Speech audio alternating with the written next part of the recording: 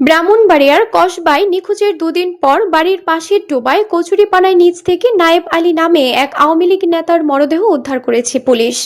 শুক্রবার দুপুরে উপজেলা গোপীনাথপুর ইউনিয়নের সীমান্তবর্তী ধজনগর গ্রামে এই ঘটনা ঘটে। নায়েব আলী ওই গ্রামের মৃত আব্দুর রহিমের ছেলে। তিনি উপজেলার গোপীনাথপুর ইউনিয়নের ৮ নং ওয়ার্ডের আওয়ামী লীগের সাবেক সাধারণ সম্পাদক ছিলেন। নিহতের পরিবার জানায়, গত বুধবার রাত ৯:৩০টার দিকে খাওয়া দাওয়া শেষে প্রতিদিনের মতো ঘর থেকে বের হয়ে বাড়ির পাশে চাষকৃত কলা বাগানে যান নায়েব আলী। এরপর থেকে তার কোনো খোঁজ মিলছিল না। তবে কলা বাগান ও ডোবার আশেপাশে তার ব্যবহৃত টর্চ লাইট, লুঙ্গি, গামছা, বিড়ির প্যাকেট ও গ্যাস লাইট ছড়ানো ছিটানো অবস্থায় পাওয়া যায়। পরে তার ব্যবহৃত জিনিসপত্রের সূত্র ধরে শুক্রবার বাড়ির পাশে কচুরিপানা ভরপুর ডোবায় খুঁজতে গিয়ে তার মরদেহ পাওয়া যায়। পরিবারের অভিযোগ, নায়েব আলীকে পরিকল্পিতভাবে হত্যা করে ডোবায় লাশ ফেলে দেওয়া হয়েছে।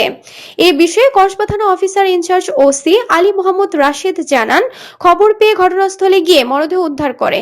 নিহতের শরীরে গভীর আঘাতের চিহ্ন ও কালো কালো দাগ দেখা গেছে। সুরতহাল শেষে লাশ ময়না তদন্তের জন্য ব্রাহ্মণবাড়িয়া জেলা সদর হাসপাতালের মর্গে পাঠানো হয়েছে। এ ঘটনায় আইনগত বিষয় প্রক্রিয়াধীন।